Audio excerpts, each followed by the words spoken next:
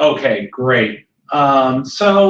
This chapter 3, as many of you know, the recently passed House Bill 2772, the new chapter, 5-1314 subsection B, allows for wagering on racing meetings or simulcasted races to be taken just like any other the other wagers in this chapter.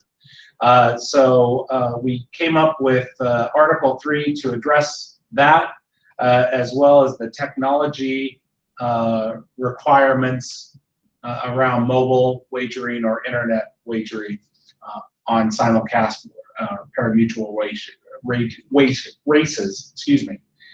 So, it's a very short article, but we certainly are looking forward to hearing any sort of questions or comments that anyone might have on this. So with that, I'll go ahead and open the floor.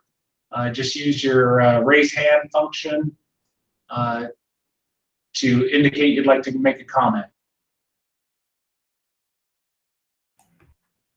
I have a Chad Riney who called in. Go ahead, Chad. Hi, Chad Riney, Senior Counsel at Churchill Downs Incorporated. Twin Spires is a subsidiary of Churchill Downs Incorporated, so my comments could be taken on behalf of Twin Spires.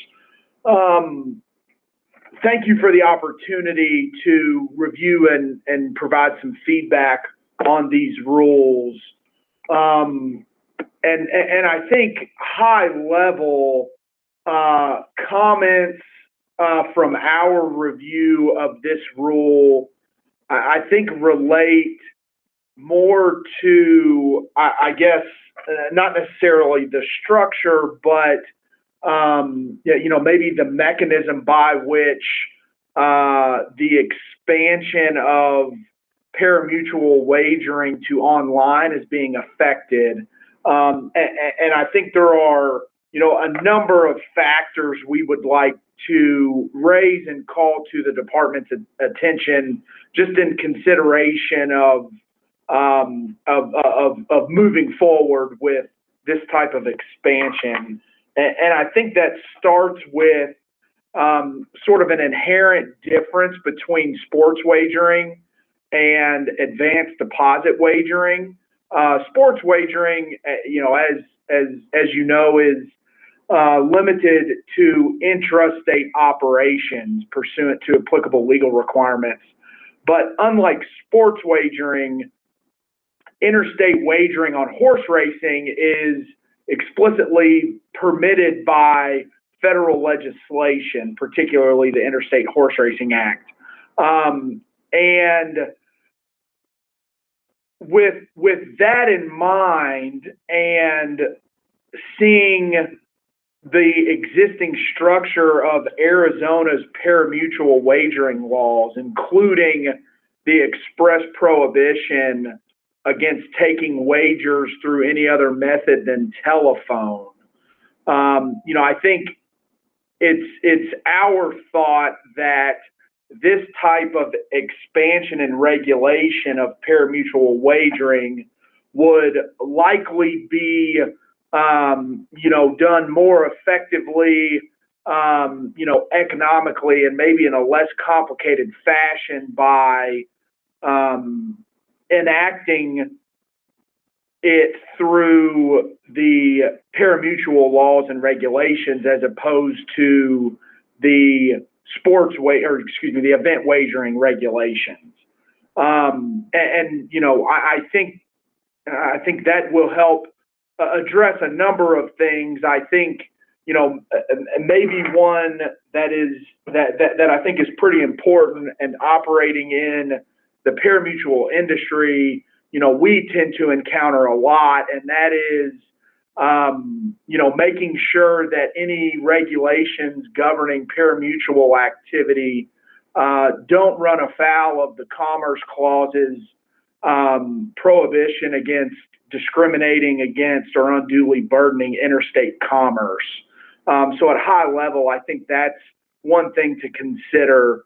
And then also just, from sort of an efficiency and clarity perspective, I think kind of mixing the lines between, again, the inherently intrastate activity of event wagering and the inherently interstate activity of advanced deposit wagering or pari-mutuel wagering in general.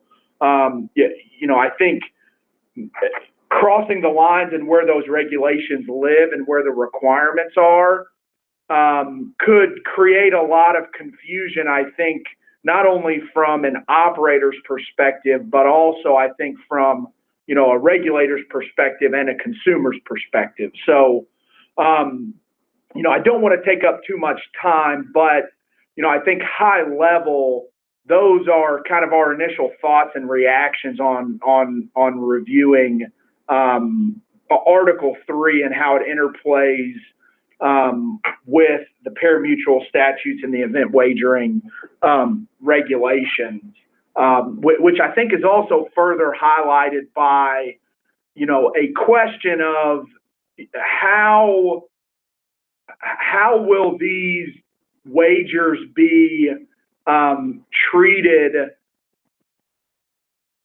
particularly for, I think for tax purposes. Will they be taxed as pari-mutuel wagers under that set of rules, or will they be taxed as event wagers under that separate set of rules? And I think further to that question, would the wagers be subject to the source market fees that are required for advanced deposit wagers under the Arizona pari-mutuel statutes? So again, I think that is probably getting a little further into the detail, but I think it sort of expresses a couple of those concerns and points that I've stated previously. Director, may I make a comment? This is Jim Stipe. Yes, go ahead, Jim. Yeah, I guess I have a question back, which is it your suggestion then that your position would be that we not have an Article 3, but that you address this issue with the Arizona legislature and with the Racing Commission and that rulemaking process rather than this one? Is that your comment? Yes, high level, yes. I think that's the comment, is that we view this as a separate operation, separate issue from event wagering. And given there's an existing regime in place that governs pari-mutuel wagering, I think our comment would be that it's probably more appropriate and could also avoid potential legal issues by addressing it under the pari-mutuel regime as opposed to the event wagering regime. You understand that the department, under the statute that was passed, is exempted from rulemaking and can move relatively quickly as compared to the regular rulemaking process? Yes, I do understand that. But I think we view it as wise to consider all of these factors to make sure that, an expansion that I think the entirety of the ADW industry would probably be behind, to make sure that it's done, properly, and in a way that makes sense given applicable federal and other state statutes and regulations that are in effect right now. You recognize that in Article 1, we made clear, the Department of Gaming made clear that the statutes, Arizona statutes as relate, and the rules that flow from those as relate to pari-mutuel wagering are not replaced or altered. This would only be a supplement. That the statute directs the Department of Gaming. Would you agree that the statute directs the Department of Gaming to issue rules on these topics? I mean, nothing about if you look at Article 3, I mean, point to me where we are otherwise in conflict or not otherwise adopting what is already in the racing statutes.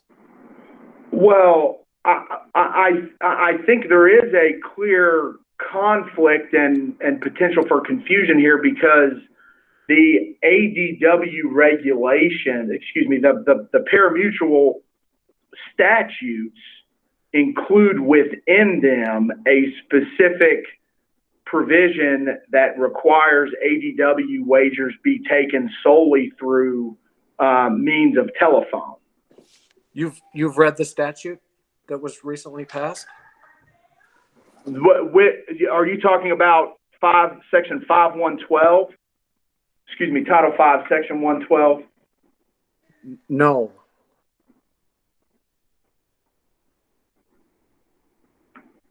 Are you talking about the Event Wagering Act?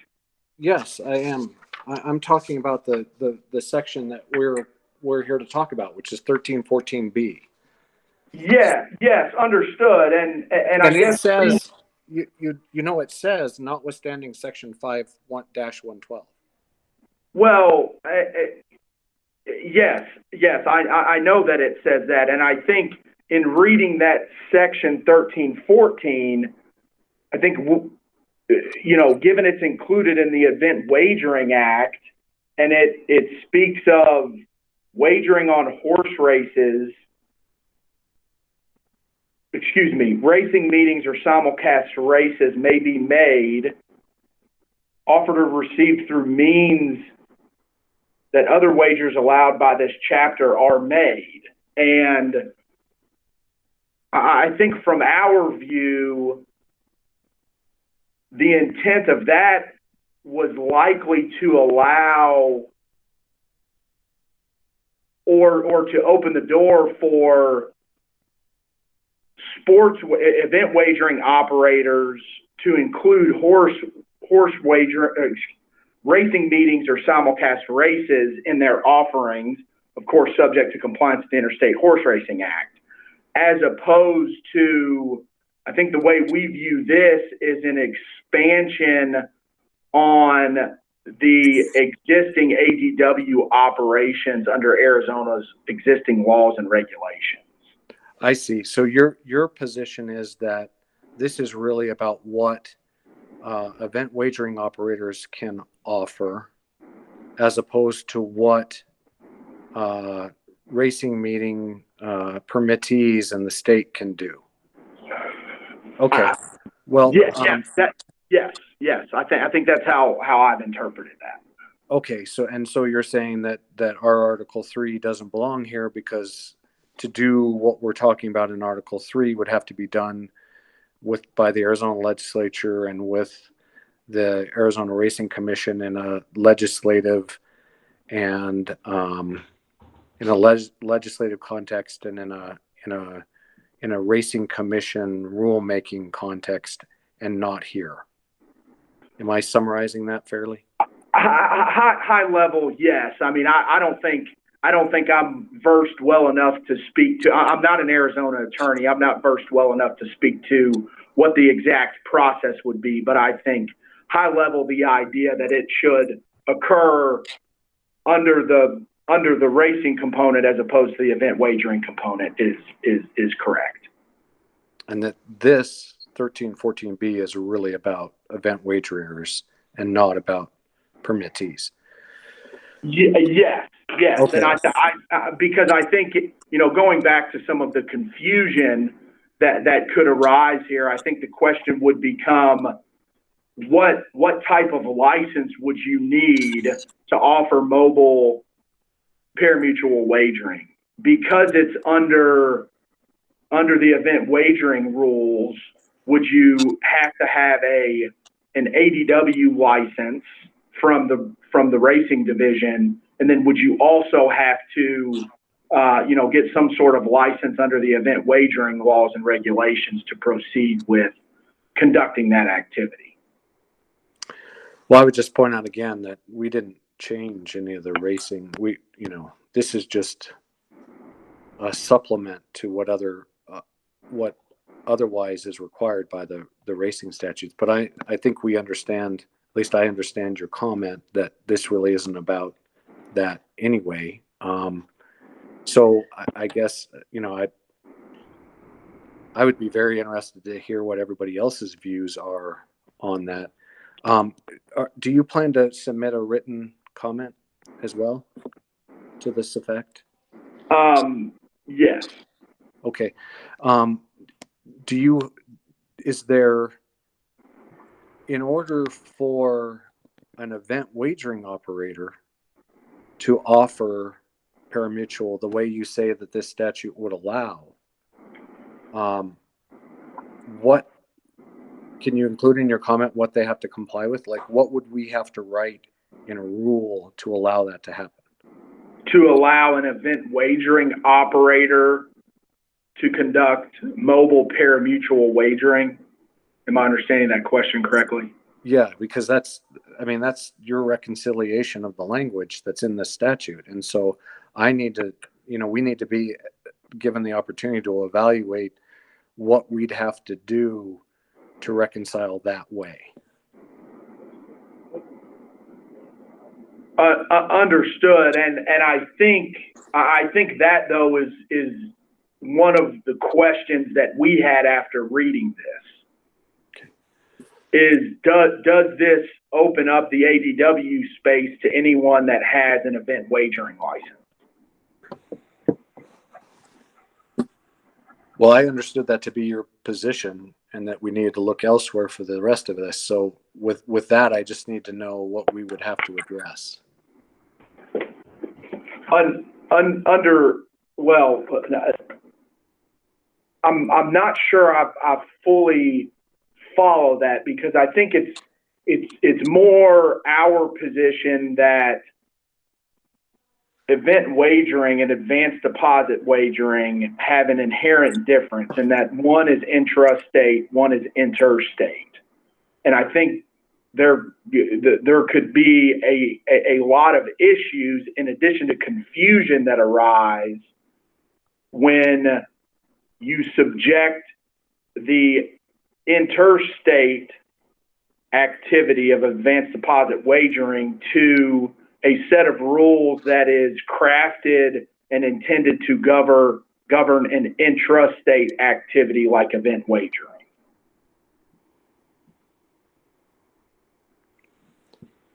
Okay, well, for my part, I'd be interested to hear or to see your written comments. Sure.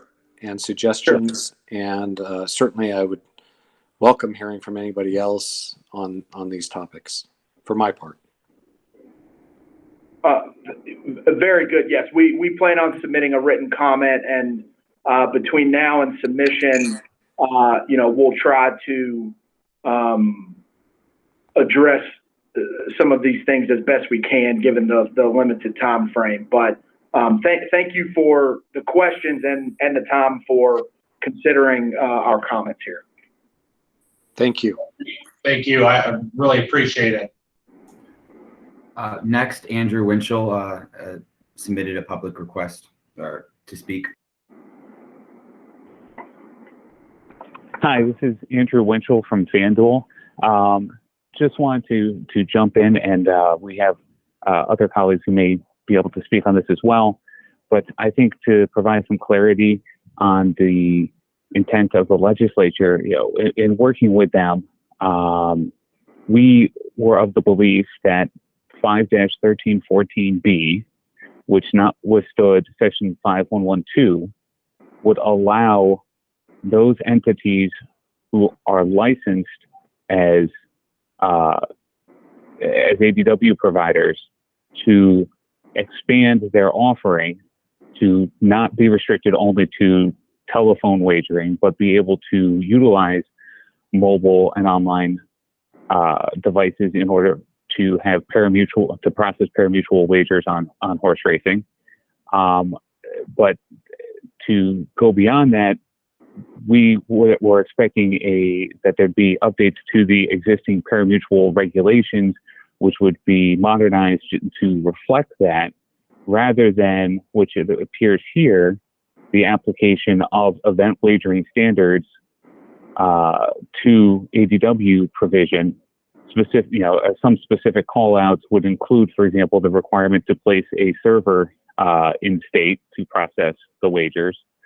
And there's a number of others that would require significant changes to existing ADW platform systems in order to comply, and that are not required in any other jurisdiction.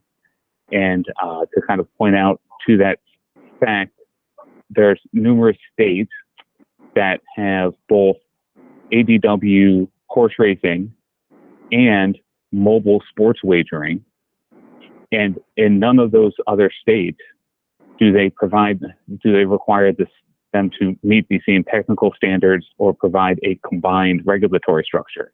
There's an acknowledgement, as was referenced by the previous speaker, that event wagering being a naturally intrastate versus online horse racing being naturally interstate, that it's just inapplicable to just place the event wagering standards on online ADW providers and expect them to meet that standard. So we would suggest the department basically update or work with the Racing Commission to update the ADW regulations to reflect the new methods of being able to process wagers, but not go and apply the same standards, which is what it appears to do, that it's going to do for event wagering on ADW online platform providers. Great, thank you, Andrew. John Hinman, you're up.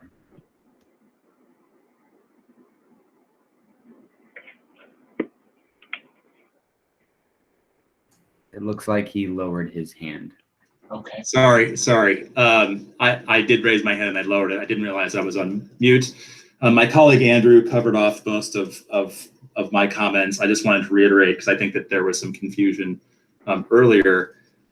It is our belief that the legislature intended that provision in the act that was passed this spring to allow the Racing Commission, under the existing parimutuel statutes and those items that pertain to ADW specifically, as there are existing licensed ADW operators, to expand their offering from telephone only to using mobile and electronic devices like event wagering operators can, but under that existing regulatory regime. So we don't believe that there's any further legislative action necessary, and understand that it's a separate process in terms of how the Racing Commission would handle updating its regulations to take account for that statutory change that's related to the parimutuel wagering law.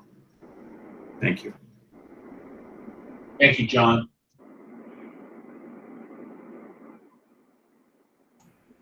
Is there anyone else on the phone that would like to make comments on the article?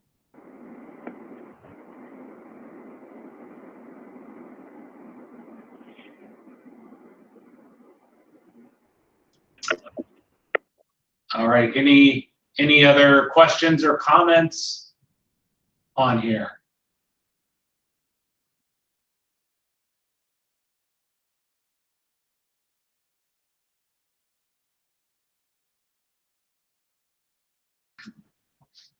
All right, well, we'd like to thank everybody for your comments. Again, I just want to remind everybody, we're taking written comments, especially off some of the discussion that we've had today. We would welcome written comments on the article and on the issues, and specifically the ones that Jim Steig talked about, so we can reconcile.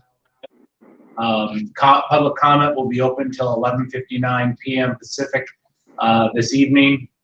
And again, we appreciate everyone's participation. Thank you. Thank you. Thank you.